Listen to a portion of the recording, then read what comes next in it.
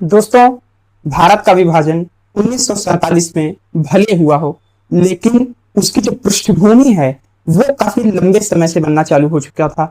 Even अगर हम बात करें तो 1857 की क्रांति से ही अगर हम भारतीय आंदोलन की शुरुआत देखें, जो राष्ट्रीय आंदोलन था, हालांकि बहुत सारे लोग इससे असहमत होते हैं, लेकिन फिर भी अगर मोटा मोटी मान के चले तो 1857 की क्रांति से हम अगर इसकी शुरुआत माने तो कहीं ना कहीं हमें उसके जो सिम्टम्स है वहीं से दिखाई देने चालू हो जाते हैं।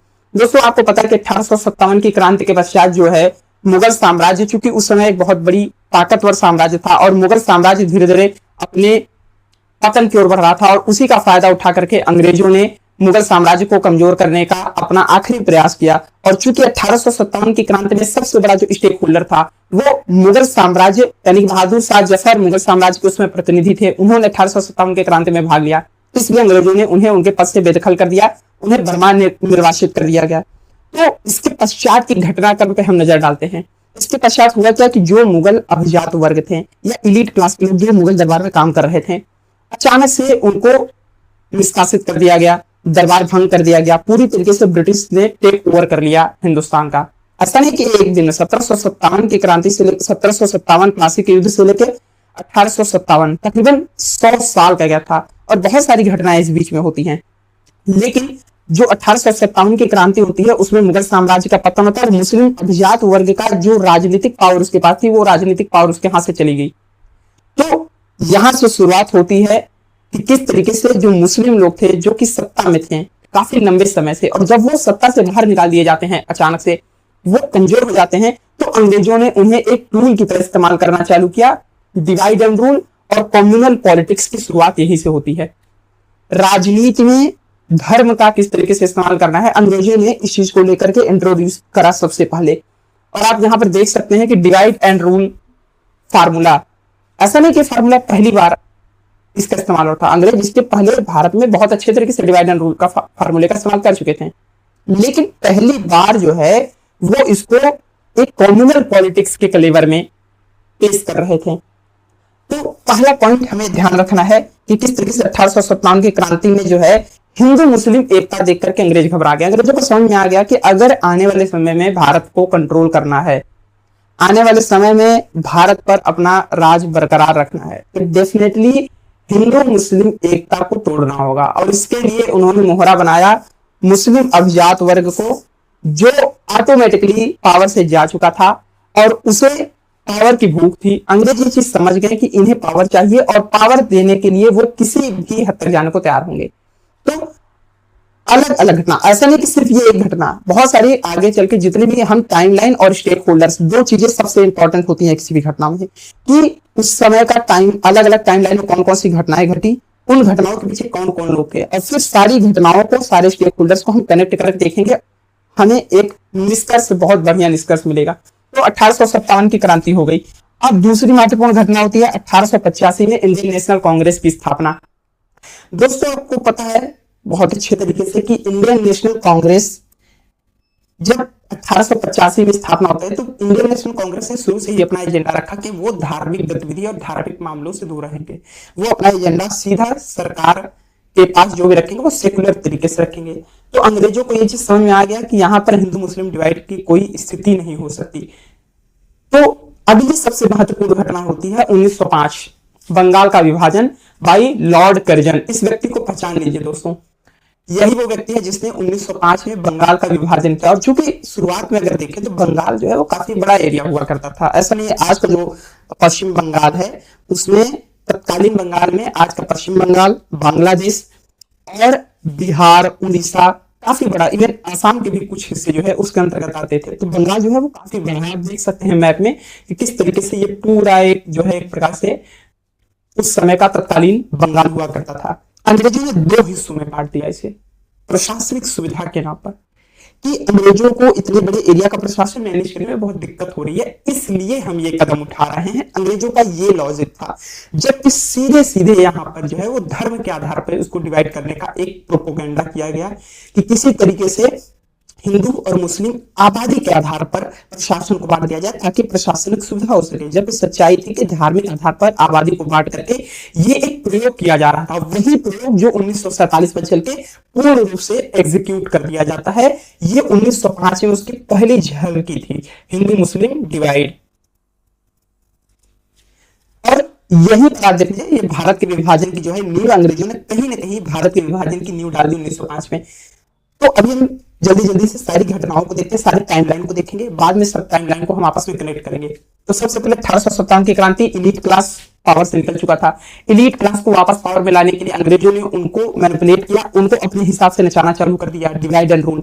और उन्होंने तब तक 1850 में कांग्रेस की स्थापना थी, मुस्लिम लीग को शुरू से ही उन्होंने दूर रखा कांग्रेस से। फिर बंगाल का विभाजन करके जो है धार्मिक भावनाओं को भड़काया, लोगों के रिलीजियस सेंटिमेंट्स को उसने उकसावा दिया अंग्रेजों ने। उसके पश्चात हम देखेंगे 1905 के पश्चात सबसे बड़ी जो घटना रही है 1906। टाइमलाइन आप मैच करते जाइए कि कौन घटना हो रही है, उसके बाद क्या घटनाएं हो रही है, क्योंकि हर एक घटना के बीच में कहीं ना कहीं कनेक्शन है और ये कनेक्शन बाद में हमें समझ में आएगा। फिर होता है 1906 में मुस्लिम लीग का गठन। अब देखिए, इधर बंगाल का विभाजन होता है, अंग्रेजों ने बंगाल के विभाजन की नींव डाली। फिर अंग्रेजों ने उन मुस्लिम अभिजात वर्ग के लोगों को उकसाना चालू किया कि भाई आपके पास अपना खुद का एक संगठन होना चाहिए। कांग्रेस ने तो अपना संगठन बना लिया, हिंदुओं ने सॉरी उन्होंने ये कहा कि हिंदुओं ने तो अपना संगठन बना लिया, इंडियन नेशनल कांग्रेस, मुसलमानों का कोई संगठन नहीं है, आपको भी संगठन बनाना चाहिए। और उसने पुदीने के झाड़ पे चढ़ा दिया इन लोगों को भी।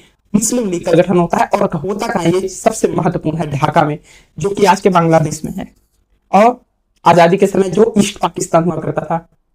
और बाकायदे यहाँ पर मुस्लिम लीग की मीटिंग होती है, जमींदार वर्ग और जितने भी इलीट क्लास के लोग थे मुसलमानों में, वो सारे के सारे लोग यहाँ पर इकट्ठा होते हैं, प्रॉपर मीटिंग होती है। उसके बाद अगली महत्वपूर्ण घटना होती है 1911 में, वो है मार्ले मिंटो रिफॉर्म्स।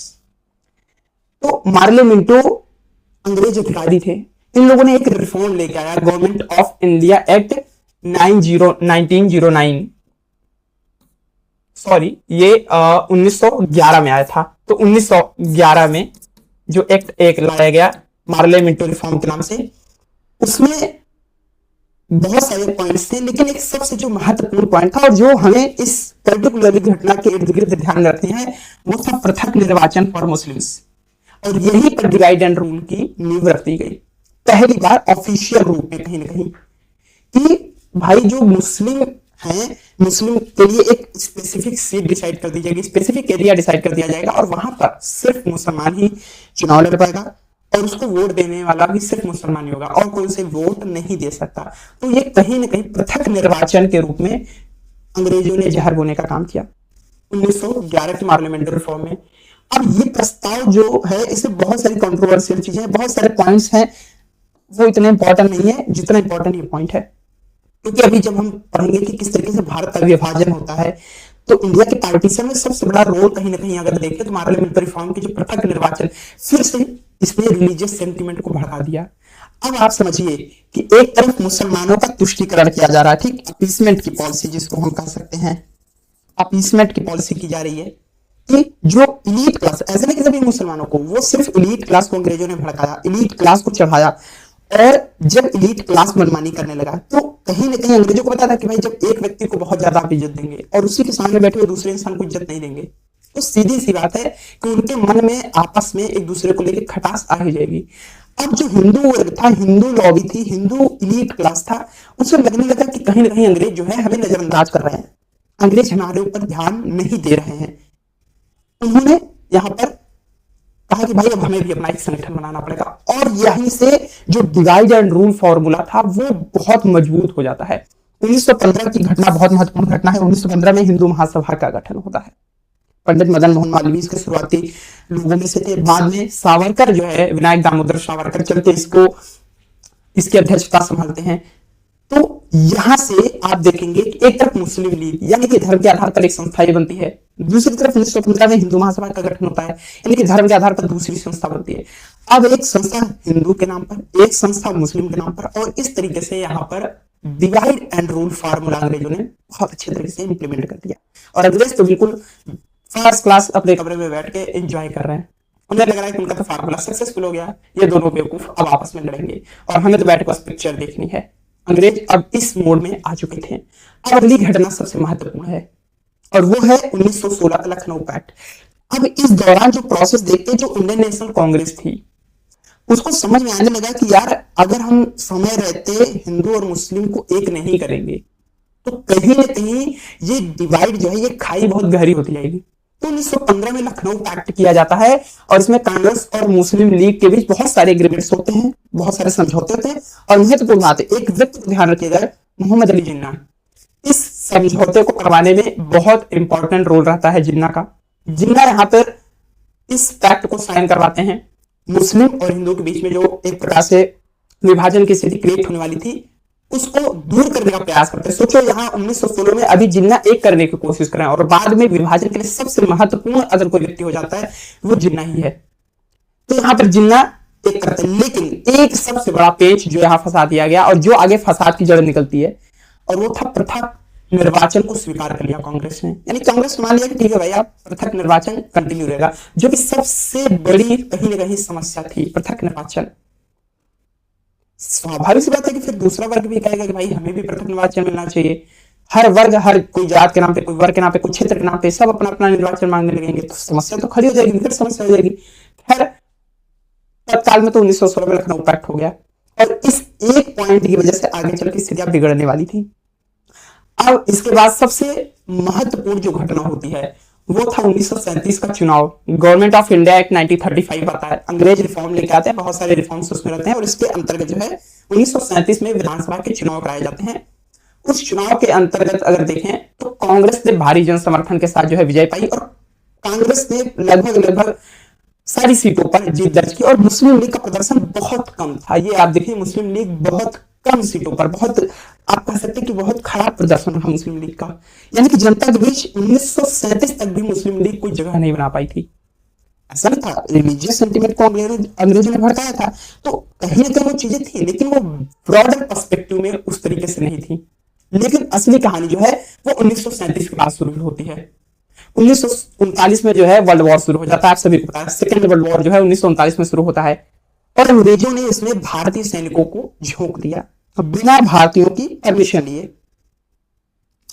तो सीधी सी बात है जब भाई भारतीयों की परमिशन नहीं लगेगी, महात्मा गांधी इस चीज से बहुत नाराज थे। इंडियन नेशनल कांग्रेस ने इस चीज का विरोध करा कि भाई आप हमारी परमिशन बिना हमारी राय भी नहीं ली, आपने विधानसभा से सहमति भी नहीं ली, सीधा वायसराय ने अपनी मर्जी से अपना फरमान जारी कर दिया कि भाई हमारी तरफ से ब्रिटेन की तरफ से इंडियन सैनिक भी लड़ेंगे। भाई ये हमारी लड़ाई तो है नहीं, ये लड़ाई तो आपकी है, ये लड़ाई आप लड़िए, ब्रिटेन लड़े, भारत का इस लड़ाई से कोई लेना देना नहीं, हमें जबरदस्ती झोंका जा रहा है। तो इस चीज का विरोध करने के लिए कांग्रेस के मंत्रियों ने इस्तीफा दे दिया। तो ये महत्वपूर्ण घटना है, ये टर्निंग पॉइंट्स हैं, ये चीज याद रखनी है कि कांग्रेस के मंत्रियों ने इस्तीफा दे दिया। अब इस चीज का लीग ने तत्काल फायदा उठाया। मुस्लिम लीग ने क्या करा, अर्जेंट मीटिंग बुलाई 1940 में लाहौर में और लाहौर में उसने एक रेजोल्यूशन पास किया जिसे लाहौर रेजोल्यूशन के नाम से जानते हैं। तो 1940 में लाहौर रेजोल्यूशन आता है और मुस्लिम लीग पहली बार इसमें पूरी तरीके से अपने सांप्रदायिक रंग के साथ, अपने सांप्रदायिक चश्मे के साथ पूरे खुले रूप में आ चुकी थी। यानी अब खुला खेल फर्रुखाबादी होने वाला था, अब कोई छिपन छिपैया का खेल नहीं हो रहा था। अब सारी चीजें बिल्कुल स्पष्ट थी कि भाई अब सांप्रदायिक बातें कर रही हैं। मुस्लिम लीग ने कांग्रेस को हिंदुओं की पार्टी बताना चालू कर दिया। उसने बताया कि भाई ये हिंदुओं की पार्टी है, हम मुसलमानों की पार्टी, हम मुसलमानों का हित रखते हैं। और खुल करके सांप्रदायिक बातें की जाने लगी, खुल करके इस तरह की बातें की जाने लगी जिससे टू नेशन थियरी को भड़काया जा सके, द्विराष्ट्र सिद्धांत कि भारत अलग है, हिंदुओं का देश, और हम पाकिस्तान यानी कि मुसलमानों का देश, एक ऐसा देश जिसमें सिर्फ मुसलमान रहेंगे, सारे मुसलमान रहेंगे, सेफ रहेंगे, सुरक्षित रहेंगे। तो कहीं ना कहीं लाहौर रेजोल्यूशन 1940 सबसे महत्वपूर्ण घटना है और इस रेजोल्यूशन में ध्यान रखने वाली बात है मोहम्मद अली जिन्ना, सबसे इंपॉर्टेंट शख्सियत मोहम्मद अली जिन्ना भी इस सम्मेलन में मौजूद थे। यानी यहां से जिन्ना पूरी तरीके से सांप्रदायिक हो चुके थे। जिन्ना को क्लियर था कि भाई हमें एक अलग राष्ट्र बनाना है किसी भी कीमत पर। अब अगला टाइमलाइन हम देखते हैं, इसके बाद कौन सी महत्वपूर्ण घटना घटती है। फिर आ चुका था 1942 और आपको पता है 1942 में भारत छोड़ो आंदोलन बिल्कुल एकदम पीक पे था। महात्मा गांधी के नेतृत्व में भारत छोड़ो आंदोलन चल रहा था, लेकिन मुस्लिम लीग ने मुसलमानों को सख्त हिदायत दी कि आप भारत छोड़ो आंदोलन से बिल्कुल कोसों दूर रहेंगे, आपको कोई लेना देना नहीं है भारत छोड़ो आंदोलन से। तो कहीं ना कहीं जो आंदोलन था वो कहीं ना कहीं सांप्रदायिक रुख की वजह से कमजोर पड़ा थोड़ा सा, और अंग्रेजों ने जितने भी कांग्रेस के लीडर थे उनको उठा के जेल में डाल दिया। और चूंकि मुस्लिम लीग जो है वो अपनी अंग्रेजों के प्रति वफादारी को दिखाती है, इसलिए मुस्लिम लीग के जितने नेता थे वो जेल नहीं जाते। अब जैसे ही कांग्रेस के सारे नेता जेल जाते हैं, एक राजनीतिक खालीपन हो गया, और उस राजनीतिक खालीपन का, राजनीतिक सूनेपन का मुस्लिम लीग ने फिर जम के फायदा उठाया। फिर धार्मिक आधार पर लोगों को भड़काना चालू कर दिया, फिर लोगों को धर्म के नाम पर प्रचार करना चालू कर दिया। और कहीं न कहीं ये जो एक महत्वपूर्ण घटना मुझे लगती है इतिहास में 1942 भारत छोड़ो आंदोलन के पश्चात, ये जो राजनीतिक गिरफ्तारियां हुई, इसने एक बहुत इंपॉर्टेंट रोल प्ले कर दिया। अभी मैंने पिछले स्लाइड में बताया था कि किस तरीके से आप यहां पर देखिए 1937 के चुनाव के बाद जो गैप हुआ था मंत्रियों के इस्तीफे से, वहां पर लीग ने फायदा उठाया। 37 से 38, 39, 46 लगभग 2-3 साल का गैप था, यहां पर उन्होंने खूब फायदा उठाया। उसके बाद आप देख रहे हैं यहां पर भी 1942 भारत छोड़ो आंदोलन चालू हुआ, इधर भी साल भर गांधी जी और तमाम जो नेता थे वो जेल में रहते हैं। और इस दौरान उस खालीपन का भी फिर से मुस्लिम लीग ने फायदा उठाया, क्योंकि कांग्रेस के तमाम लीडर्स जो थे वो जेल जा चुके थे। तो कहीं न कहीं जनता के बीच उनकी उपस्थिति थी नहीं, लीग ने इसका भरपूर फायदा उठाया, खूब भड़काया लोगों को। अब अगला सबसे इंपॉर्टेंट पॉइंट हम देखते हैं, आ चुका था 1945। तो वर्ल्ड वॉर जो था समाप्त हो चुका था। 1939 से 1945 सेकेंड वर्ल्ड वॉर चलता है। विश्व युद्ध की समाप्ति के साथ ही कुछ महत्वपूर्ण चीजें, कुछ महत्वपूर्ण घटनाएं घटती हैं। विश्व युद्ध समाप्त होते ही आप सभी को पता है कि यूरोप जो है वो पूरी तरीके से कमजोर हो चुका था, लड़ाई लड़ लड़ के पूरी तरीके से जर्जर हो चुका था, और ब्रिटेन भी यूरोप में आता। तो ब्रिटेन की आर्थिक स्थिति जो है बहुत खराब हो चुकी थी। ब्रिटेन अब इस स्थिति में नहीं था कि वो इतने बड़े कॉन्टिनेंट को, इंडियन सब कॉन्टिनेंट को कंट्रोल कर सके, संभाल सके, या फिर उसकी जिम्मेदारियों को उठा सके। तो ब्रिटेन ने मन बना लिया कि भाई अब हमें यहाँ का बोरिया बिस्तर उठा के निकलना है।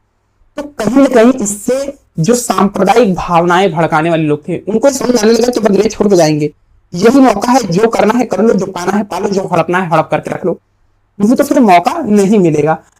दो महत्वपूर्ण पावर निकल के आती है यहाँ पर, एक यूएसए और दूसरा यूएसएसआर यानी सोवियत रसिया, और कोल्ड वॉर की नींव पड़ती है, वो एक अलग विषय है। लेकिन यहाँ से दो नई शक्तियों का उदय होता है, और यूके जो है वो बैकग्राउंड या हाशिए में चला जाता है। अंग्रेजों को समझ में आ गया कि भाई अब हमें भारत छोड़ना ही पड़ेगा, तो उन्होंने जल्दी जल्दी प्रोसेस करना चालू कर दिया, वो जल्दी जल्दी छोड़ के जाने की स्थिति में आ गए। 1946 में सबसे महत्वपूर्ण घटना घटती है कैबिनेट मिशन। तो कैबिनेट मिशन आता है जब उसने एक प्लान रखा कि भारत डिवाइड नहीं होगा, इस प्लान को अगर एग्जीक्यूट कर दिया जाए। प्लान क्या था कि जितनी भी टेरिटरी है उनको 3 ग्रुप में डिवाइड कर दिया जाए, एक ग्रुप ए, दूसरा group B, group C.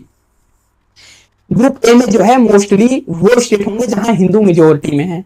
Group B वो होंगे जहां पर वेस्ट वाला इलाका, जो आप अगर देखें तो जो अब का पाकिस्तान है वर्तमान में, वो वाला वेस्ट वाला इलाका। और ग्रुप सी में वो इलाके, मुस्लिम बहुल इलाके, जो कि अब वर्तमान में बांग्लादेश में है, यानी पूर्वी हिस्से के अंतर्गत गिने जाएंगे। तो 3 ग्रुप में डिवाइड किया जाएगा, और ये एक ही ढांचे के अंतर्गत रहेंगे, यानी एक ही केंद्र सरकार के अंतर्गत रहेंगे। 3 अलग अलग ग्रुप में, 3 अलग अलग जोन में डिवाइड कर दिया जाएगा। राज्य सरकारें बहुत ताकतवर रहेंगी, लेकिन केंद्र सरकार जो है वो कमजोर रहेगी। इस चीज को न तो जिन्ना ने स्वीकार किया, न ही नेहरू जी ने स्वीकार किया, कांग्रेस ने भी स्वीकार नहीं किया इस चीज को। दोनों ही इसको लेकर के आपस में भिड़ गए, क्योंकि लीग चाहता था कि एक केंद्रीय ताकतवर सत्ता, क्योंकि वो सीधी सी बात है, वो सत्ता चाहते ही इसलिए थे ताकि वो पूरी तरीके से सत्ता को कंट्रोल कर सके। कांग्रेस इसलिए स्वीकार नहीं कर रही थी इस प्लान को कि भाई अगर एक केंद्र सरकार कमजोर रहेगी तो वो योजनाओं को ठीक तरीके से इंप्लीमेंट नहीं कर पाएगी। और एक चूंकि राष्ट्र अभी नया नया खड़ा हो रहा है, और एक सेंट्रलाइज्ड पावर के अभाव में, चूंकि अभी अभी हमारे ऊपर से विदेशी पावर हट रही है, फिर कोई विदेशी हमला हो गया तो हम झेल नहीं पाएंगे। तो कहीं ना कहीं बहुत सारे इसमें फैक्टर्स थे और नो बट्स थे, इसलिए उन्होंने इसको रिजेक्ट कर दिया। कांग्रेस और मुस्लिम लीग दोनों ने इसको रिजेक्ट कर दिया। तो कुल मिला के योजना जो है वो ठंडे रास्ते में चली गई, फेल हो गई। अब सीधी सी बात, योजना तो कांग्रेस के लिए भी फेल हुई, लेकिन जिन्ना को समझ में आ गया कि अब इस तरीके से बात बनेगी नहीं। जिन्ना आया हुआ था कि बिल्कुल भाई हमें अलग देश चाहिए, उससे कम में समझौता नहीं किया जाएगा, और जिन्ना ने डायरेक्ट एक्शन डे का अनाउंस कर दिया।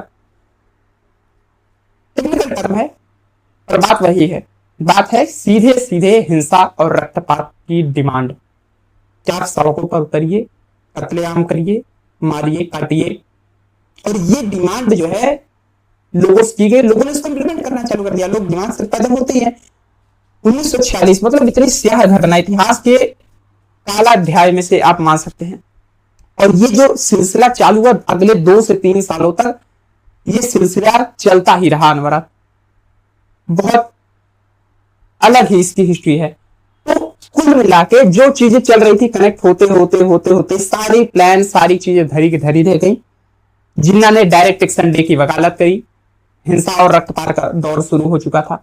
जब कोई विकल्प नहीं दिखा तो इंडियन नेशनल कांग्रेस को समझ में आ गया कि भाई अब हमारे पास कोई रास्ता नहीं है, अब विभाजन को स्वीकार करना ही पड़ेगा। अगर शरीर के किसी हिस्से में कोई घाव हो गया है और वो घाव फैल सकता है पूरे शरीर पे, तो शरीर के उस हिस्से को काट के अलग कर दिया जाए, कम से कम बाकी का शरीर तो बच जाएगा। सरदार पटेल इसी कॉन्सेप्ट को मानते हुए उन्होंने कहा कि हमें स्वीकार कर लेना चाहिए भारत विभाजन को। जो सरदार पटेल अंत तक नहीं मान रहे थे कि भारत का विभाजन हो, उन्हें भी मजबूरी में स्वीकार कर लेना पड़ा। उन्होंने मान लिया कि हाँ, हमें विभाजन कर लेना चाहिए, कम से कम बाकी का हिस्सा, बाकी का देश तो बच जाएगा। इस तरीके से 3 जून 1947 सबसे महत्वपूर्ण इतिहास की घटना है माउंटबेटन योजना। लॉर्ड माउंटबेटन जो है अंतिम गवर्नर जनरल वायसराय बनाए जाते हैं और उनके निर्देशन में भारत के विभाजन को तय किया जाता है। आप सोचिए ना, कितनी बड़ी आयरनी है कि सिर्फ चंद मुट्ठी भर लोग एक टेबल में बैठते हैं, टेबल के आसपास बैठ के वो डिसीजन ले रहे होते हैं कि ये एरिया आपके पास जाएगा, ये एरिया हमारे पास जाएगा। बाकी बेवकूफ है, बाकी पब्लिक बेवकूफ है, उसे कुछ नहीं मतलब। उसका निर्णय कुछ मुट्ठी भर लोग ले रहे हैं, उनकी जिंदगी का फैसला कुछ मुट्ठी भर लोग ले रहे हैं। और डायरेक्ट एक्शन डे की कुछ तस्वीरें यहां पर मैंने लगाई हैं, बहुत मतलब भयानक तस्वीरें। एक विदेशी फोटोग्राफर था जिसने इस फोटो को लिया। मतलब इसमें आप देख सकते हैं कि कलकत्ता की सड़कें जो है लोगों की लाशों से अटी पड़ी थी। और गिद्ध, क्योंकि उस समय, आज तो गिद्ध दिखाई नहीं देते, लेकिन उस समय गिद्ध हुआ करते थे। और बताने वाले बताते हैं कि मंजर जो है वो इतना भयावह था कि गिद्ध जो है आसमान में गिद्ध ही गिद्ध दिखाई दे रहे हैं, लाशों को नोच रहे हैं, सिर्फ कुछ लोगों की कुर्सी के लिए। इस पूरी घटनाक्रम में आपने देखा कि 1857 से लेकर के किस तरीके से चीजें बढ़ते बढ़ते जो है फाइनली विभाजन तक पहुंचती हैं। और जो छोटी छोटी चिंगारी थी, जिसमें मुख्य रूप से मुस्लिम लीग का गठन, फिर हिंदू महासभा का गठन, फिर इन दोनों को भड़का भड़का के इनके इर्द गिर्द अंग्रेजों ने जो चालबाजियां की, उन चालबाजियों की बदौलत फाइनली भारत का विभाजन हुआ। आजादी तो मिली, लेकिन इतनी खतरनाक और इतने विभत्स रूप में मिलेगी ये किसी ने सोचा नहीं था। और शायद जब भी हम अपना आजादी दिवस मनाते हैं, इंडिपेंडेंस डे मनाते हैं, हमें खुशी तो होती है, लेकिन उस खुशी के साथ साथ हमें यह भी याद रखना चाहिए कि हमें किस कीमत पर यह आजादी मिली है। लाखों लोगों की जान की कीमत पर मिली है, खून से मिली है, इतनी आसानी से नहीं मिली आजादी। अब थोड़ा सा हम देख लेते हैं कि पार्टीशन तो हो गया, चलिए इस पूरे पार्टीशन के कॉन्सेप्ट में स्टेक होल्डर्स कौन कौन है, थोड़ा सा इसको भी समझ लेना जरूरी होगा। क्योंकि जब स्टेक होल्डर्स के, देखिए क्या है ना, टाइमलाइन आपको क्लियर है और स्टेक होल्डर्स, तो आप किसी भी घटना को कभी भूल नहीं सकते हो। क्योंकि यहाँ पर हम रट नहीं रहे हैं किसी चीज को, हम समझ रहे हैं कि आखिर पार्टीशन हुआ, विभाजन हुआ भारत का, तो ऐसी कौन सी परिस्थितियां थी, ऐसी कौन सी घटनाएं थी जिन्होंने प्रेरित किया विभाजन को, और वो कौन से व्यक्ति थे, कौन से लोग थे जिन्होंने प्रभावित किया विभाजन को। तो स्टेक होल्डर्स में सबसे इंपॉर्टेंट अगर हम देखें तो इंडियन नेशनल कांग्रेस है, फिर मुस्लिम लीग है, ब्रिटिश गवर्नमेंट है, और प्रिंसली स्टेट्स, भारतीय रियासतें, इनको नहीं भूलना है। ये भी एक महत्वपूर्ण सेगमेंट है हमारे पार्टीशन की स्टोरी का कि भाई विभाजन तो हो गया, अंग्रेजों ने कहा भाई ठीक है, उन्होंने बना दिया कि आप जो है ये यहाँ पर देख रहे हैं माउंटबेटन योजना, तो माउंटबेटन योजना के तहत विभाजन तो स्वीकार कर लिया गया, अब कहा गया कि भाई जो रियासतें हैं, राजे रजवाड़े हैं, वो अपनी अपनी इच्छा अनुसार, अपनी सुविधा अनुसार जिसके साथ चाहे मिल सकते हैं। 3 ऑप्शन दिया गया, या तो आप पाकिस्तान के साथ मिल जाइए, या फिर आप भारत के साथ मिल जाइए। तीसरा ऑप्शन है कि आप स्वतंत्र रहिए। ये जो एक ऑप्शन था, ये एक टर्मिनोलॉजी, ये ऐसा पेच अंग्रेजों ने जानबूझ के फंसाया। लेकिन इसी के साथ जो है होड़ शुरू हो जाती है। वो होड़ क्या थी? रियासतों के विलय की। और इसके बारे में मैं कभी डिटेल में वीडियो बनाऊंगा, यहाँ से शॉर्ट में हम डिस्कस करेंगे कि चूंकि विभाजन तो हो गया, ये क्लियर हो गया कि भाई ये जो इधर का इलाका है वेस्ट का इलाका और इधर ईस्ट का इलाका है बंगाल वाला इलाका, यहाँ इसका विभाजन होकर ये पाकिस्तान बनेगा और बाकी का जो हिस्सा है वो भारत रहेगा। लेकिन जो रियासतें हैं, इसके इस भारत के मैप के बीच बीच में जो रियासतें हैं उनको आजादी होगी कि वो जिसके साथ चाहे मिल सकते हैं। तो यहां से भारत की जो सरकार उस समय की थी उसने प्रयास करने चालू कर दिए। उधर पाकिस्तान की जो सरकार थी जिन्ना के नेतृत्व में, उसने प्रयास करने चालू कर दिए राजा रजवाड़ों को अपनी ओर मिलाने के लिए। कुछ रियासतों के बारे में हम देख लेते हैं यहाँ पर कि कौन कौन सी महत्वपूर्ण रियासतें थी जो कि उस समय के हिंदुस्तान में एग्जिस्ट करती थी। अलग अलग सेक्टर वाइज हम डिवाइड किए। नॉर्थ ईस्ट में भी बहुत सारे राज्य थे, और चूंकि नॉर्थ ईस्ट की स्थिति इस तरीके से थी, वहां की जो कल्चर, एथनिसिटी, वो सारी चीजें इस लेवल पर थी कि पाकिस्तान के साथ उसका मिलना लगभग असंभव था, और इंडिपेंडेंट रहना उस समय उनके पास ऐसा कोई ऑप्शन नहीं था। और इसके पीछे बड़ी लंबी स्ट्रेटजी रही है, बहुत सारे आप कह सकते हैं प्लान्स, स्ट्रेटजी के तहत जो है नॉर्थ ईस्ट को इंक्लूड किया गया भारत में। उसकी एक बड़ी इंटरेस्टिंग और लंबी कहानी है। हम जब इसको अलग से डिस्कस करेंगे किस वीडियो में, जब भारतीय रियासतों के विलय के बारे में हम बात करेंगे, स्पेसिफिक से किसी सेगमेंट के बारे में बात करेंगे, तब इसके बारे में डिटेल से हम डिस्कस करेंगे कि बीपी मेनन और जो क्या नाम था, हाँ, सरदार पटेल जी, उनका क्या भूमिका थी और कौन से वो लोग थे जिनकी इस रियासतों के विलय में भूमिका थी। फिर ईस्ट इंडिया में हम देखें, अगर पूर्वी भारत में देखें तो बंगाल और आसाम, ये महत्वपूर्ण, क्योंकि उस समय का जो नॉर्थ ईस्ट था वो मोस्टली आसाम के अंतर्गत ही आता था। तो आसाम का तो काफी बड़ा हिस्सा जो है वो भारत के साथ रह गया। कुछ हिस्से जरूर जो है वो उस समय के पूर्वी पाकिस्तान में चले गए, लेकिन बाकी का हिस्सा बच गया। सबसे ज्यादा विभाजन का जो दंश झेलना पड़ा है वो दो क्षेत्र विशेष रूप से, एक इधर वेस्ट में पंजाब और दूसरा जो है वो बंगाल को। सबसे ज्यादा विभाजन से अगर लोग प्रभावित हुए हैं, मारे गए हैं, लोगों को जान माल की क्षति हुई है, वो इन्हीं एरिया से, क्योंकि इसी एरिया से डिसाइड हुआ देना। तो जब इधर से जो मुस्लिम आबादी थी उनको मार के भगाया जाने लगा जो है वेस्ट की तरफ, और जो उधर से हिंदू और सिख आबादी थी उसको उन क्षेत्रों से मार के भगाया जाने लगा इस ओर भारत की तरफ। तो विभाजन बहुत विभत्स रूप में हुआ। फिर हम देखेंगे कि बंगाल में सबसे मेन चीज ये थी कि वेस्ट बंगाल और ईस्ट बंगाल, जो बताया कि 1905 का जो बंगाल का विभाजन हुआ था लॉर्ड कर्जन ने किया, नींव तो वहीं पर रखी जा चुकी थी, एक्सपेरिमेंट तो वहीं पर किया जा चुका था, एग्जीक्यूट अब हो रहा था। तो बंगाल को जब डिवाइड किया गया, भारी कत्लेआम मचा, बहुत तबाही मची। फिर अगर हम देखें रियासतों में तो सबसे इंपॉर्टेंट गुजरात में एक रियासत थी जूनागढ़, ये आप देख रहे हैं जूनागढ़, बड़ौदा। तो जूनागढ़ का जो नवाब था वो मुस्लिम होने के कारण उसको पाकिस्तान से लगाव था, वो पाकिस्तान में जाना चाहता था। लेकिन बड़ी इंटरेस्टिंग कहानी है इसकी कि वो जाने नहीं पाता और अंत में उसको छोड़ के भाग जाना पड़ता है पाकिस्तान, और जूनागढ़ को कंट्रोल में कर लिया जाता है, भारत सरकार इस पे कंट्रोल कर लेती है। इसी तरीके से जो है भोपाल के नवाब जो था उसके अंदर भी चुल मची थी कि भाई हमें पाकिस्तान के साथ जाना है, लेकिन वहां पर इंडियन आर्मी पहुंचती है और भोपाल के नवाब को भी छोड़ के फाइनली भागना पड़ता है। आप सोचे ना भाई कैसे संभव हो सकता है, भोपाल यहाँ सेंटर में है, पाकिस्तान यहाँ आया, अब यहाँ से यहाँ के बीच में हिंदुस्तान है, यहाँ पाकिस्तान और यहाँ पाकिस्तान, ऐसा नहीं हो सकता ना।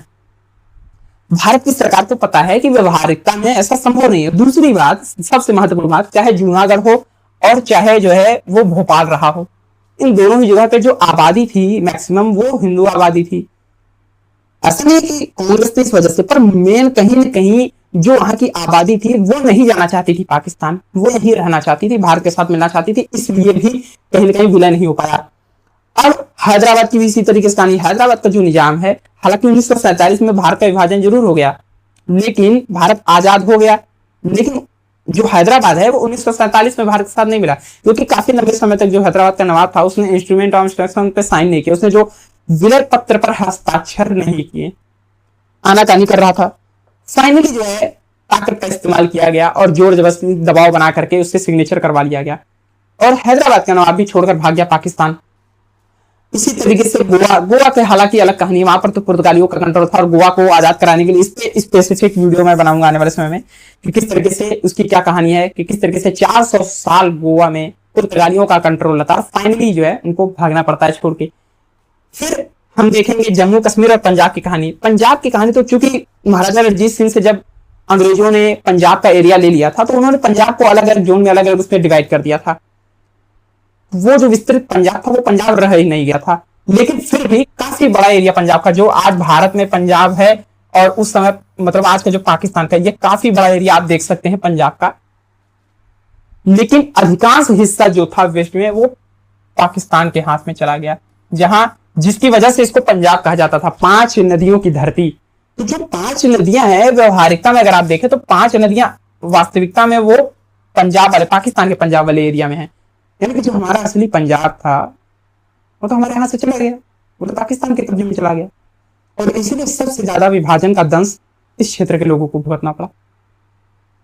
उनके घर जुड़ गए, रातों रात उनकी संपत्ति पे किसी दूसरे का कब्जा हो गया, उनके आंखों के सामने उनके परिवार के सदस्यों को मार डाला गया और वो बुरी से बुरी परिस्थितियां उन्हें झेलनी पड़ी जो शायद हम और आप कल्पना भी नहीं कर सकते। और जम्मू कश्मीर की कहानी हम सभी को बताया। जम्मू कश्मीर जो है राजा हरि सिंह ने पेश फंसाया था, वो स्वतंत्र रहना चाहते थे क्योंकि उनकी ज्योग्राफिकल लोकेशन ऐसी थी कि वो पाकिस्तान और भारत सोच रहे थे कि हम इसके बीच में स्वतंत्र रहेंगे, हम किसी के साथ नहीं जाएंगे और इसकी वजह से बहुत बड़ा ड्रामा क्रिएट होता है और कश्मीर की जो समस्या थी वो आज तक कहीं ना कहीं हमारे लिए सरदर्द बनी हुई है। खैर अब इसमें हम जैसा कि देख सकते हैं स्टेक होल्डर्स ने इंडियन नेशनल कांग्रेस भाई मजबूरी में विभाजन स्वीकार किया। मुस्लिम लीग जो थी वो तो शुरू से चाहती ही थी, उसका क्लियर था कि भाई हमें एक अलग पाकिस्तान चाहिए, भले उसकी कीमत लाखों लोगों की मौत हो, भले उसकी कीमत जो है करोड़ों लोगों के विस्थापन से हो।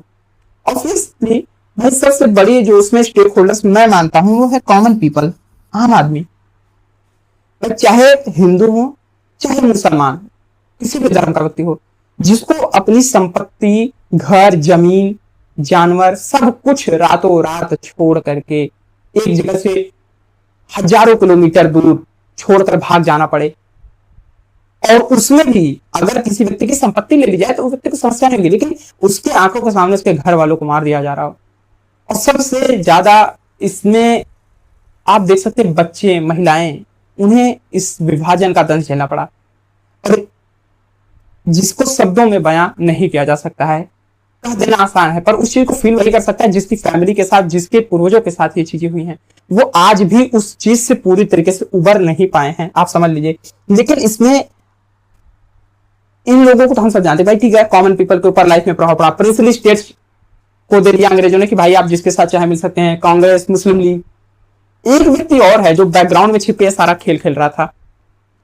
भाई ब्रिटेन का तो हमें पता है कि ब्रिटिश सरकार जो है, ब्रिटेन ने भारत पर कब्जा किया था, लेकिन एक चीज हमें पता होनी चाहिए, 1909 में जो है ब्रिटेन की इंटेलिजेंस एजेंसी है MI6, और ये देखिए इसका कोई सबूत नहीं होता, ठीक, सबूत क्योंकि इंटेलिजेंस के से रिलेटेड जो है वो सिर्फ एक कल्पना होती है, आप इमेजिन करते हैं, उसका प्रॉपर सबूत आपके पास नहीं मिलेगा कभी भी। 1909 में MI6 का गठन हो जाता है, MI5 रहता है जो ब्रिटेन की इंटरनल इंटेलिजेंस है और एक्सटर्नल इंटेलिजेंस के लिए MI6 की स्थापना की गई 1909 में। और उसके बाद से जिस तरीके से हम देखेंगे कि भारत के विभाजन के प्रकरण को मजबूत बनाया गया, क्योंकि ब्रिटेन को पता था कि आज नहीं तो कब हमें जो है भारत को छोड़ के जाना पड़ेगा, और अगर हम जिस तरीके से अभी एक ब्रिटिश इंडिया है, इतना बड़ा भारत अगर छोड़ के गए और कल को भारत ताकतवर बन गया तो हो सकता है कि वो हमसे बदला लेने की बात सोचे। अंग्रेज उस समय ऐसा सोच रहे होंगे, ये मेरी इमेजिनेशन है, हो सकता है अंग्रेजों ने सोचा हो कि वो हमसे बदला लेने के बारे में सोचेंगे। तो जाते जाते दूसरी बात, कल को हम यहां से चले जाएंगे, लेकिन भविष्य में अगर हम यहाँ पर अपनी एक उपस्थिति बनाना चाहें तो कैसे बना सकते हैं। कुल मिला के अंग्रेज पूरी तरीके से छोड़ना नहीं चाह रहे थे इस रीजन को, क्योंकि जो पॉलिटिकल रूप से अगर देखें तो बहुत स्ट्रैटेजिक जोन है, बहुत महत्वपूर्ण क्षेत्र है। तो उन्होंने क्या किया कि यार एक काम करते हैं, अगर इस क्षेत्र पे हम 2 देश बना दें और उनको ऐसा लड़ा दें आपस में कि वो आपस में हमेशा लड़ते रहें, तो कभी इसके पास बैठ के चाय पियेंगे, फिर कभी इसके घर जाके चाय पियेंगे, इसके सामने इसकी चुगली और इसके सामने इसकी चुगली, दोनों को आपस में चुगली लगा के लड़ाते रहेंगे, दोनों लड़ लड़ के आपस में कमजोर रहेंगे, फिर उठाने की हिम्मत ही नहीं होगी। इनके यहाँ भी बैठा जाएगा, इनके द्वार में भी बैठेंगे, इनके द्वार में भी बैठेंगे और दोनों के द्वार में बैठ के फर्स्ट क्लास जो है लड़ाते रहेंगे, हथियार बेचेंगे, खुद को ताकतवर बनाएंगे, इनको कमजोर रखेंगे, ये आगे बढ़ नहीं पाएंगे। तो कहीं न कहीं जो भी दुनिया में देश होते हैं वो षड्यंत्र करते रहते हैं आपस में एक दूसरे से। और क्योंकि सेकंड वर्ल्ड वॉर के दौरान ब्रिटेन ने खूब षड्यंत्र किया, MI6 का भरपूर इस्तेमाल किया, तो मेरा मानना है कि ऐसा कैसे हो सकता है कि वो भारत के संदर्भ में ये सोच के नहीं चल रहा होगा। और कहीं ना कहीं अगर आप ध्यान से देखें, आप बीबीसी की रिपोर्टिंग देखिए, बीबीसी जिस तरीके से काम करता है उसके काम करने का पैटर्न देखिए, तो आपको ये चीज समझ में आ जाएगी कि अंग्रेजों ने डेफिनेटली ये चाल चली होगी। जिस तरीके से आप देखेंगे ब्रिटेन जो है भारत के मामले में बोलेगा, फिर वो पाकिस्तान का भी साथ लेगा अमेरिका के साथ मिलकर, तो कहीं ना कहीं डबल ढोलकी वाला काम कर रहा है। ये काम करने के लिए ही तो उसने पाकिस्तान बनाया था, ताकि वो पाकिस्तान जैसे स्ट्रेटेजिक लोकेशन पे बैठ करके भारत के ऊपर नजर रख सके। क्योंकि अगर यहाँ पाकिस्तान नहीं होता, एकमात्र भारत होता, तो वो कहां पर बैठ के नजर रखता है। और मिला के एक लॉन्ग टर्म विजन का उसका हिस्सा था, उसकी लॉन्ग टर्म प्लानिंग का एक हिस्सा आप मान सकते हैं ब्रिटेन की। रियासतों का मैंने बताया कि हाँ किस तरीके से अलग अलग रियासतें जो है वो रेस में चालू हो जाती हैं और विभाजन के पश्चात, और इसके बारे में हम डिटेल में अलग से बात करेंगे कि किस तरीके से भारत में विलय किया गया अधिकतर रियासतों को। सबसे महत्वपूर्ण बात है कि इस विभाजन का परिणाम क्या हुआ। नहीं देखिए, स्वाभाविक बात है, इतना तो हम समझ गए कि भाई सीधी सी बात है, लाखों लोगों की मौत हुई, और इसको आप आंकड़ों से वो दर्द नहीं समझ सकते। जैसे कहते हैं ना कि किसी को अगर कांटा चुभा है तो आपको वो दर्द महसूस नहीं होगा जब तक कि वो कांटा खुद आपको ना चुभे। तो जिन लोगों ने, जिनके पूर्वजों ने अपने परिवार के लोगों को खोया, उनका दर्द वही समझ सकते हैं। हम सिर्फ इमेजिन कर सकते हैं, हम सिर्फ कल्पना कर सकते हैं कि वो दर्द कितना भयावह रहा होगा। उस तस्वीरों के थ्रू समझने की कोशिश करते हैं। ये तस्वीर आप देख रहे हैं, लोग किस तरीके से ट्रेन के ऊपर, ये तस्वीर देखिए, ट्रेन खचाखच भरा हुआ है, मतलब कहीं भी जगह आपको नहीं दिख रही होगी। ये देख रहे बोगियों में लोग लटके हुए हैं, ऊपर पूरा देखिए ट्रेन के ऊपर की बोगियों में लोग भरे हुए हैं, और ये तो जिंदा लोग हैं भाई साहब। जब हिंसा अपने चरम पे पहुंची, देखिए विभाजन हुआ, दुख ये नहीं है, विभाजन से बड़ा दुख जो है, विभाजन से बड़ी पीड़ा जो है, जो आज तक कहीं ना कहीं हम लोगों के पास है, हम लोगों के दिलों में है, वो ये है कि क्या इस विभाजन को सही तरीके से इंप्लीमेंट नहीं किया जा सकता, कि पहले तो होना ही नहीं चाहिए था, वो परिस्थितियां नहीं बनने देनी चाहिए थी। चलिए एक बार कोई विभाजन हमने मान भी लिया, तो हमें ये सुनिश्चित करना चाहिए था कि हिंदू और मुस्लिम दोनों अपने अपने एरिया में आ जाएं। मतलब एक दूसरे को मारने की क्या जरूरत क्या है? जब तुमने अपना मकान ले लिया, तुमने अपना मकान ले लिया, दोनों लोगों ने अपना अपना मकान ले लिया, तो शांति से राजी खुशी रहो ना, मारने काटने की क्या जरूरत थी। लेकिन कहते नहीं कि जब भीड़ उन्मादी हो जाती है तो उसका दिमाग घुटने पे आ जाता है, उसको फिर कुछ समझ नहीं आता कि वो कर क्या रहा है। चाहे इधर के लोग हो चाहे उधर के लोग, पाकिस्तान के हो चाहे हिंदुस्तान के, दोनों तरफ से। लेकिन शुरुआत जो है पाकिस्तानी मुस्लिम लीग के लोगों ने करी, तो भाई क्रिया करोगे तो प्रतिक्रिया भी होगी। तो किसी एक पक्ष को समझाया नहीं जा सकता था, और उस समय यही हो रहा था। उस समय जो है आप देखेंगे तो यही हो रहा था कि आप देखिए लोग लाइनों में लगे हुए हैं, शरणार्थी शिविरों में, बच्चे की मतलब इस बच्चे के चेहरा देखिए, ये स्पष्ट कर रहा है। और ये दिल्ली का पुराना किला है, और वहां पर जो है शरणार्थियों की पूरा इलाका बसाया गया था, शरणार्थियों के लिए लाखों की संख्या में। मतलब आप समझिए कि आंकड़े बताते हैं कि करोड़ों की संख्या में जो है लोग इस तरफ से उस तरफ और उस तरफ से इस तरफ विस्थापित होकर के आए, करोड़ों लोग विस्थापित हुए और लाखों लोग मारे गए इस पूरे हिंसा में, इस रक्तपात में। तो नुकसान जो है वो सिर्फ इकोनॉमिक रूप से नहीं हुआ। मतलब आप देखिए अलग अलग, मैंने इसको उसमें डिवाइड करते हैं, सारी चीजें इंटरकनेक्टेड हैं, पर समझने के लिए सबसे बड़ा इकोनॉमिक इंपैक्ट, लोगों का घर छिन गया, लोगों की संपत्ति, जमीन, मकान सब कुछ उनसे छिन गया, कुछ नहीं बचा। इकोनॉमिक इंपैक्ट है। साइकोलॉजिकल इंपैक्ट सबसे बड़ा क्या है? अस्तित्व का संकट खड़ा हो गया लोगों के सामने। लोग रातों रात आपको अगर अपना घर, जमीन, संपत्ति सब कुछ छोड़ के चलना पड़े, आपके सामने आइडेंटिटी क्राइसिस क्रिएट हो जाएगा। पहचान का संकट है भाई। अब नई धरती पर आप आए हैं, यहाँ पर आपको कोई जानता नहीं है, सैकड़ों हजारों किलोमीटर दूर आप आ गए हैं, न कोई जान, न कोई पहचान, न आपके पास पैसा, न आपके खाने के लिए, न पहनने के लिए, न मकान। आपको फिर से एक नई जिंदगी की शुरुआत करनी है, वो भी उन गंदी और पुरानी यादों के साथ जो कि आंखों के सामने परिवार, पूरा का पूरा परिवार खत्म हो जा रहा है, आंखों के सामने जो है अपने घर की इज्जत लूटते हुए, मतलब भयानक भयानक है, मतलब हॉरिबल, मतलब इसको आप आंखों से काट ही नहीं सकते, आंकड़ों से इसको आप समझ ही नहीं सकते। आंकड़े सिर्फ रफ आंकड़ा को दे दिया गया, सूखा सूखा, वो दर्द को नहीं महसूस करा सकता। वो दर्द महसूस करने के लिए जब आप किसी व्यक्ति से मिलेंगे जिसके साथ वो चीजें हो चुकी हैं, वो बताएगा कि हाँ इसका क्या इम्पैक्ट रहा होगा विभाजन का।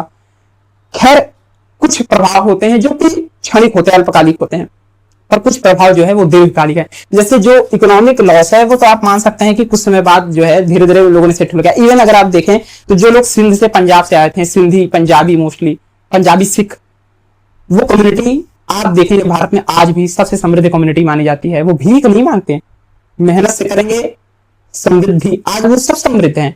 तो वो लॉस तो कंप्लीट हो गया, लेकिन जो साइकोलॉजिकल लॉस है ना, साइकोलॉजिकल इंपैक्ट है, वो लॉन्ग टर्म होता है, वो इतनी आसानी से नहीं भूलता। जब भी वो तारीख आएगी, जब भी वो दिन आएगा, वो दर्द उभर आएगा, वो यादें ताजा हो जाएंगी, वो दुखती रखते जैसे टीस थे कोई ना, वो चीज उसे महसूस होगी। तो ये साइकोलॉजिकल इंपैक्ट लंबा होता है। और सबसे बड़ा विभाजन का जो अगर हम देखें तो पॉलिटिकल इंपैक्ट जो पड़ता है वो है डिवाइड एंड रूल, जो है एक पॉलिटिकल मंत्र बन चुका है, नेताओं को समझ में आ चुका है, और आज भी वही सच्चाई है। आज भी तो हिंदू मुस्लिम के नाम पे लड़ाया जा रहा है और लोग लड़ रहे हैं। और ऐसा नहीं कि सिर्फ एक पक्ष लड़ा रहा है, इधर वाला भी लड़ा रहा है, उधर वाला भी, दोनों, हर पार्टी वाला लड़ा रहा है। हिंदू पार्टियां जो है वो भी, मुस्लिम पार्टियां, सब जो है राजनीति करेंगे। सच्चाई सबको पता है कि भाई ये सिर्फ अपने इंटरेस्ट के लिए कर रहे हैं, सिर्फ सत्ता के लिए कर रहे हैं, इन्हें कोई लेना देना नहीं है। इनके घर में तिजोरियां भरी पड़ी हैं, इन्हें गरीब के बच्चे को, चाहे वो हिंदू का बच्चा चाहे मुसलमान का बच्चा, उसके लिए कुछ एजुकेशन नहीं करेगा, हेल्थ नहीं देगा, उसको बेहतरीन सुविधाएं नहीं देगा, उसके बच्चे से उसको कोई लेना देना नहीं। उसे सिर्फ धर्म के नाम पे, जात के नाम पे लड़ाया जाएगा और अपने इंटरेस्ट को पूरा किया जाएगा। तो डिवाइड एंड रूल कहीं ना कहीं जो है एक मंत्र बन चुका है, समझ लीजिए। और ये सोशल इंपैक्ट में भी अगर आप काउंट कर सकते हैं कि हिंदू मुस्लिम कॉन्फ्लिक्ट अगर आप आजादी के बाद से देखें, 1947 के बाद से आज तक, तो कहीं ना कहीं दंगा फसाद जो है ये कहीं ना कहीं चरित्र बन चुका। अब हालांकि बहुत कम हो गया है, लेकिन फिर भी आप 80-90 के दशक अगर देख लें तो कहीं ना कहीं दंगा एक चरित्र बन चुका है। इवन आज भी, इवन पिछले 1-2 साल पहले आपने दिल्ली के दंगे आपको याद होंगे कि किस तरीके से हुआ था। तो कहीं ना कहीं हिंदू मुस्लिम जो कॉन्फ्लिक्ट था, जो जड़ में था, विभाजन की जड़ में था, विभाजन का सबसे मेन कारण था, वो जड़, फसाद की जड़ जो है आज भी कहीं ना कहीं उभार दिया जाता है। इसके द्वारा सीधी सी पॉलिटिकल क्लास के द्वारा, अपने इंटरेस्ट के लिए, अपने हितों के लिए अंग्रेज लड़ा रहे थे, अब पॉलिटिकल क्लास के लोग लड़ा रहे हैं। दुर्भाग्य की बात वही है ना कि जिसको समझना चाहिए वो तब भी नहीं समझाता, जिसको समझना चाहिए वो आज भी नहीं समझ रहा है। पता नहीं कब समझेगा, भगवान जाने। और सबसे बड़ा एक इम्पैक्ट जो हम आज तक झेलते चले जा रहे हैं विभाजन का, वो है सिक्योरिटी इम्पैक्ट। दोस्तों आप देखिए, 1947 आजादी होते ही भारत और पाकिस्तान की सेना के बीच लड़ाई हो जाती है, फिर 1965, फिर 1971, 1999 कारगिल वॉर, फिर पुलवामा किया जाता है, क्या मतलब आतंकवादी हमले, मुंबई अटैक, पार्लियामेंट अटैक। तो आप देख रहे हैं ना कि पाकिस्तान एक ऐसा बवासीर, एक ऐसी बीमारी जो है ब्रिटेन ने, अंग्रेजों ने यहाँ पर आग लगा के गए, वो आज तक भारत की प्रगति में बाधा बनता चला आ रहा है। शुरू से भारत नहीं उलझना चाहता, लेकिन वो फिर भी जबरदस्ती उलझेगा भारत से। यानी कि बगल में एक पड़ोस में, आपके पड़ोस में अगर कोई ऐसा इंसान बैठ जाए जो रोज आपको डिस्टर्ब करे, जो रोज आपके इंटरनल मामलों में दखल दे, आपको डिस्टर्ब तो होगा ही ना थोड़ा। भाई आप पढ़ रहे हैं बैठ करके, आपको कोई चिल्ला रहा हो, आप कितनी देर फोकस कीजिएगा। लेकिन बावजूद इसके भारत ने इतना ग्रो किया, और भारत आज जहां भी है, 80 साल होने वाले हैं भारत की आजादी को, और भारत आज जहां भी है काफी मजबूत स्थिति में। डेफिनेटली हमारे देश में बहुत सी कमियां हैं, मैं भी मानता हूं कि हमारे देश में बहुत सी कमियां हैं, बहुत सी चीजें हैं जो अभी सुधार होने बाकी हैं, लेकिन फिर भी बहुत बेहतरीन स्थिति है पाकिस्तान की तुलना में। और पाकिस्तान के लाख प्रयासों के बावजूद, लाख रोकने के बावजूद, अमेरिका और ब्रिटेन का पपेट बनने के बावजूद वो हमें रोक नहीं पाया, और हम कहां से कहां पहुंचकर वो लड़ता ही रह गया। लेकिन इसमें कोई दो राय नहीं कि हमारे बॉर्डर इश्यूज जो हैं, जो हमारे यहाँ आतंकवाद का मुद्दा है, जो हमारी सिक्योरिटी का सबसे बड़ा कंसर्न है पाकिस्तान, वो इस विभाजन की जड़ में है।